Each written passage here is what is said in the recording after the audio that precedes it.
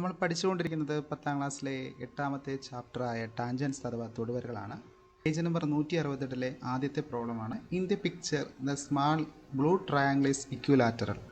The sides of large green triangle are tangents at the vertices of the smaller triangle to its circumcircle. ഒന്നാമത്തെ sub question, prove that the large triangle is also equilateral and its sides are double those of the smaller triangle.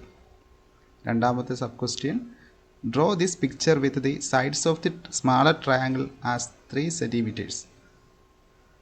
അതായത് ചുവടെയുള്ള ചിത്രത്തിലെ ചെറിയ നീലത്രികോണം സമഭുജമാണ്.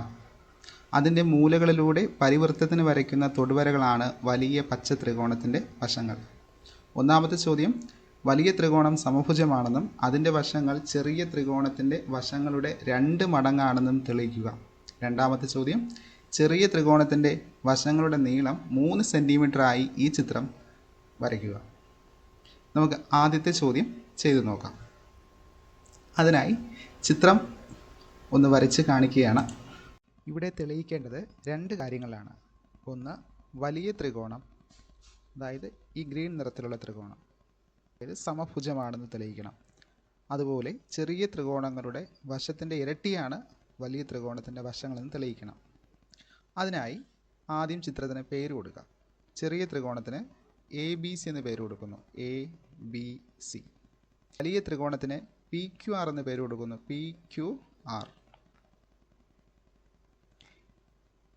ചെറിയ ത്രികോണം സമഭുജമാണെന്ന് ചോദ്യത്തിൽ പറയുന്നുണ്ട്. തെളിയിക്കേണ്ടത് PQR എന്ന വലിയ ത്രികോണം, അതായത് ഗ്രീൻ നിറത്തിലുള്ള ത്രികോണം സമഭുജമാണ്, ഇക്വിലാറ്ററലാണെന്ന് തെളിയിക്കണം. ചെറിയ ത്രികോണമായിട്ടുള്ള ABC എങ്ങനെയാണ് സമഭുജമായത്, ഇക്വിലാറ്ററലായത്? ഇതിൻ്റെ എല്ലാ കോണുകളും തുല്യമാണ്, അതായത് 60 ഡിഗ്രി ആയതുകൊണ്ടല്ലേ. അപ്പോൾ ത്രികോണം PQR സമഭുജമാണെന്ന് തെളിയിക്കാൻ വേണ്ടി എന്ത് ചെയ്താൽ മതി? ഈ PQRൻ്റെ എല്ലാ കോണുകളും 60 ആണെന്ന് തെളിയിച്ചാൽ മതി. PQRൻ്റെ കോണുകൾ എങ്ങനെ കണ്ടുപിടിക്കും? ചിത്രം നോക്കിയാൽ നമുക്കൊരു കാര്യം മനസ്സിലാക്കാൻ കഴിയും. ഈ വരച്ചിരിക്കുന്ന വലിയ ത്രികോണത്തിൻ്റെ ഓരോ സൈഡും, അതായത് PQ, PR, QR, ഇതെല്ലാം എന്താണ്? വൃത്തത്തിന് ഓരോ തൊടുവരകളല്ലേ ആണ്.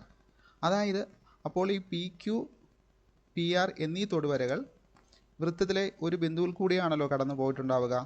ആ ബിന്ദുവിൽ നിന്നും വൃത്തത്തിൻ്റെ കേന്ദ്രത്തിലേക്ക് ഓരോ ആരങ്ങൾ വരച്ചാലോ?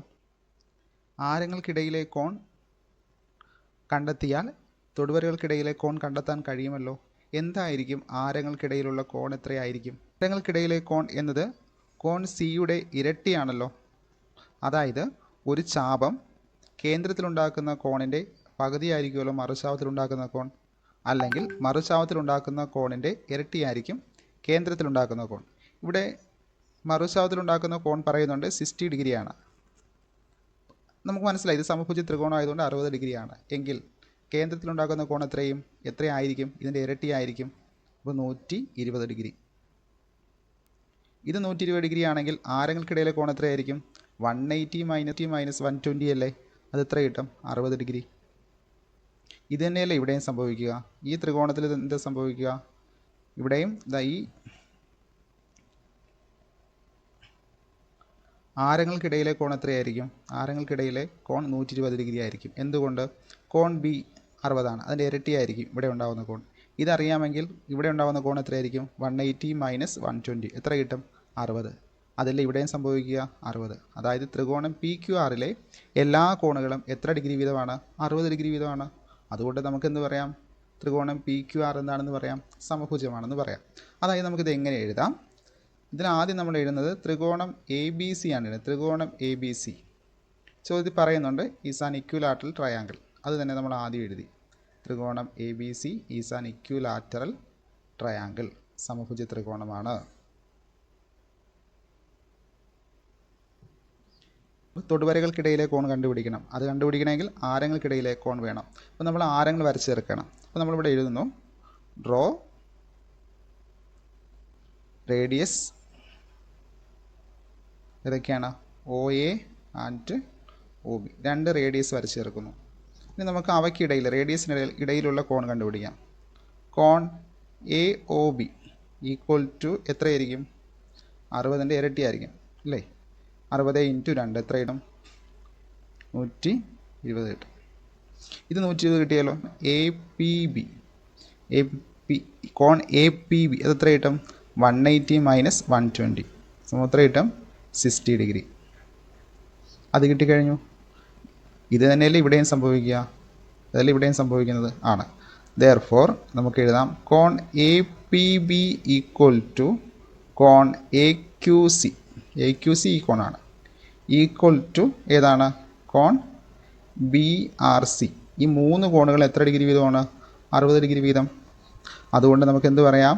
ത്രികോണം P Q R is an lateral triangle. Equilateral triangle. ചെറിയ ത്രികോണത്തിൻ്റെ വശങ്ങളുടെ 2 മടങ്ങാണ് വലിയ ത്രികോണത്തിൻ്റെ വശങ്ങളെന്ന് തെളിയിക്കണം. അതിന് ത്രികോണം എ പി ബി പരിഗണിക്കുന്നു. ത്രികോണം എ പി ബി എടുത്തു കഴിഞ്ഞാൽ അതിലെ കോണുകൾ എങ്ങനെയാണ്? ഒരു കോണം നമുക്കറിയാം 60 ഡിഗ്രി. ഈ 2 കോണുകൾ എന്തായിരിക്കും? ചിത്രത്തിൽ ആ 2 കോണുകൾ എന്തായിരിക്കും? ഇത് നമുക്കറിയത്തില്ല. ഇതെന്തായിരിക്കും? ഈ കോണുകൾ എന്ത് വരാനാണ് സാധ്യത? ഇത് പി ക്യു എന്ന് പറയുന്നത് എന്താണ്? തൊടുവരയാണ്. പി ക്യു എന്ന തൊടുവരയും ഒ എ എന്താണ്? റേഡിയസ് ആണ്. ഇവ തമ്മിൽ ഉണ്ടാക്കുന്ന കോൺ എന്തായിരിക്കും? 100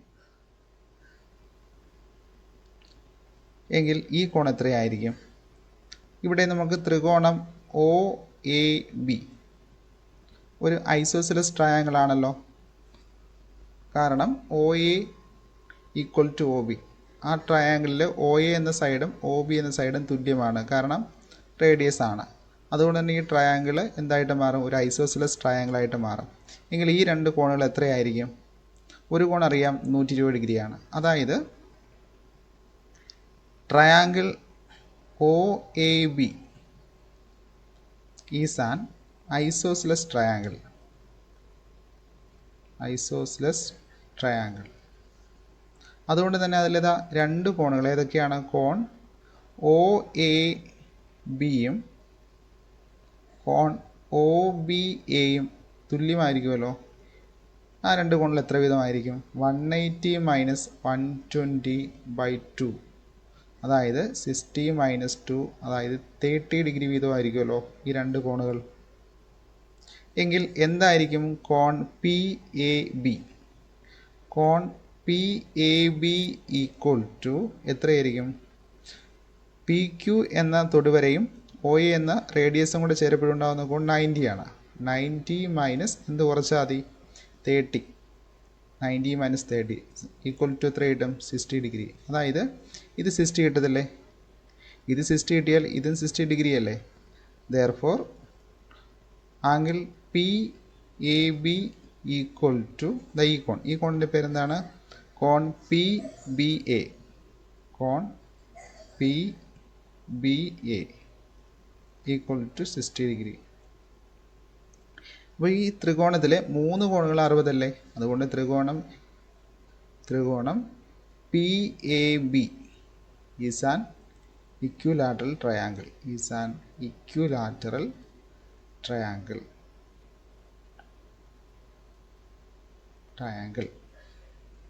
ഇത് ഇക്വിലാറ്ററൽ ട്രയാങ്കിൾ ആണെങ്കിൽ ഈ 3 സൈഡും ഈക്വൽ അല്ലേ? അതായത് പി എ തന്നെയല്ലേ പി ബി? അത് തന്നെയല്ലേ ചെറിയ ട്രയാങ്കിളിലെ എ ബി എന്ന സൈഡ്? ഇതുപോലെ തന്നെയല്ലേ ഇവിടെയും? ഈ ട്രയാങ്കിൾ ഇതിൽ സംഭവിക്കുന്ന എ ക്യു, അതായത് എ ക്യു ഈക്വൽ ടു എന്താണ്? Q C. എ ക്യു എന്ന സൈഡും ക്യു സി എന്ന സൈഡും ആർക്ക് തുല്യമാണ്? എ സിക്ക് തുല്യമായിരിക്കും ചെറിയ ട്രയാങ്കിളിലെ. അതായത് ഇവിടെ നമ്മൾ വലിയ ട്രയാങ്കിളിൻ്റെ പി ക്യു എന്ന സൈഡ് നമുക്ക് എങ്ങനെ എഴുതാം? P A plus A Q എന്ന് എഴുതിക്കൂടെ? പി എ എന്ന് പറഞ്ഞ ചെറിയ ട്രയാങ്കിളിലെ ആർക്ക് തുല്യമാണ്? എ ബിക്ക് തുല്യമാണ്. എ ക്യു ആർക്ക് തുല്യമാണ്? ചെറിയ ട്രയാങ്കിൾ എ സിക്ക് തുല്യമാണ്. എ ബിയും എ സിയും തുല്യമാണ്. കാര്യം ചെറിയ ട്രയാങ്കിളിലെ സൈഡുകളാണ്. ഇത് രണ്ടും തുല്യമാണ്. അതുകൊണ്ട് നമുക്ക് എന്ത് ചെയ്യാം? എ ബി പ്ലസ് എ സിക്ക് വരെ നമുക്ക് എന്ത് ചെയ്യാം? വീണ്ടും എ ബി തന്നെ എഴുതാം. A B plus A B എന്ന് കിട്ടും, 2AB എന്ന് കിട്ടും. ഇതല്ലേ തെളിയിക്കേണ്ടത്. വലിയ ട്രയാങ്കിളിലെ പി ക്യു എന്ന സൈഡിന് തുല്യമാണ്, അതിൻ്റെ ഇരട്ടിയാണ്. വലിയ ട്രയാങ്കിളിലെ പി ക്യു എന്ന സൈഡിന് ഇരട്ടിയാണ് ചെറിയ ട്രയാങ്കിളിലെ സൈഡ്, 2 ഇരട്ടിയാണ്. വലിയ ട്രയാങ്കിളിൻ്റെ ഒരു സൈഡിന് ഇരട്ടിയാണ് ചെറിയ ട്രയാങ്കിളിൻ്റെ ഒരു സൈഡ്. ഇതിൽ തെളിയിക്കേണ്ടത്. ചെറിയ ത്രികോണത്തിൻ്റെ വശങ്ങൾ 3 സെൻറ്റിമീറ്ററായി ഈ ചിത്രം മാറ്റി വരയ്ക്കണം. ആദ്യം വരയ്ക്കേണ്ടത് എന്താ? 3 സെൻറ്റിമീറ്റർ വശങ്ങളുള്ള ഒരു സമഭുജ ത്രികോണം വരയ്ക്കണം. ഒരു ഇക്വിലാറ്ററൽ ട്രയാങ്കിൾ വരയ്ക്കണം.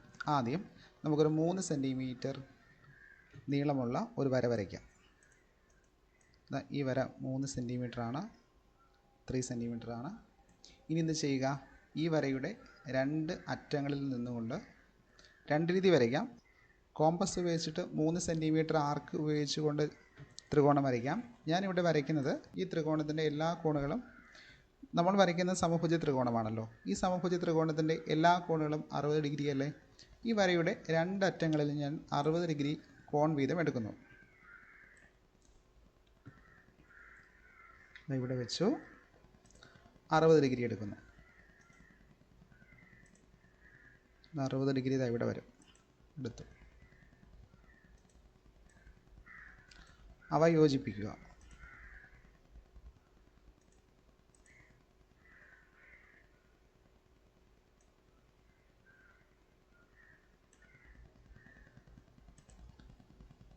അടുത്ത പോയിന്റ്, അടുത്ത വരയുടെ മറ്റേ പോയിന്റിലും എത്ര ഡിഗ്രി എടുക്കുക? 60 എടുക്കുക.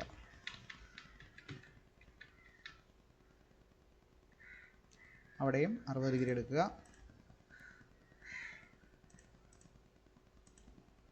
60 ഇവിടെ വരും.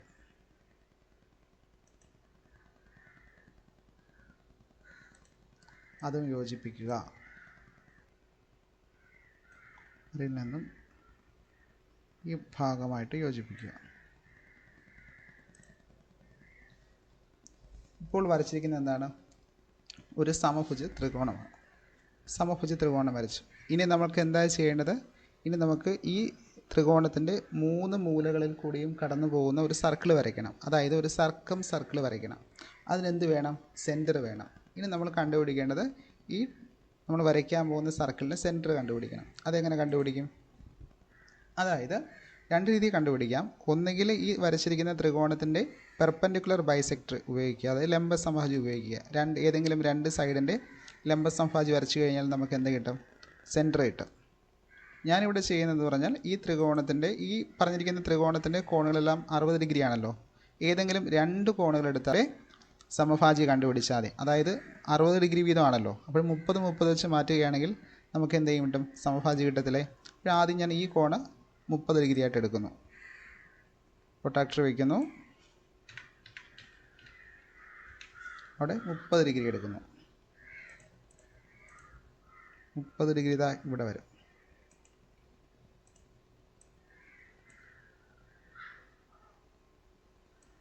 ആ പോയിന്റിൽ നിന്നും ഇതിലോട്ട് 30 ഡിഗ്രി വരച്ചു ചേർക്കുക.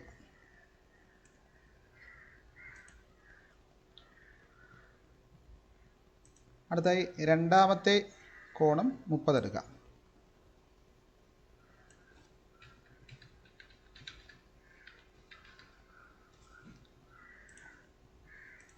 രണ്ടാമത്തെ കോണും 30 ഇവിടെ വരും. 10, 20, 30 ഇവിടെ വരും.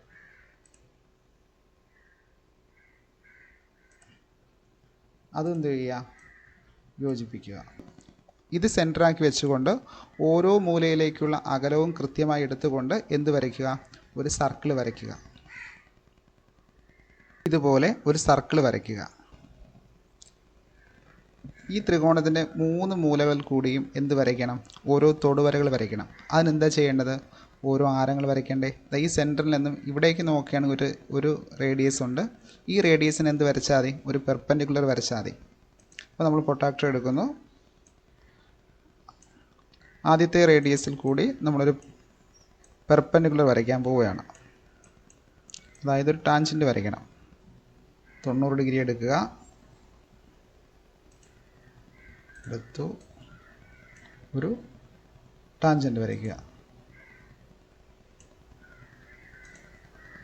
ഇതുപോലെ അടുത്തത് ഈ റേഡിയസിൽ കൂടി ഒരു ടാൻജൻറ്റ് വരയ്ക്കുക. മൂന്നാമത്തേത് ഈ പോയിന്റിൽ കൂടെ ഒരു ടാൻജൻറ്റ് വരയ്ക്കണം. ഇവിടെ റേഡിയസ് ഇല്ല. റേഡിയസ് കൂടി വരച്ച് ചേർത്ത് ഒരു ടാൻജൻറ്റ് വരയ്ക്കുക.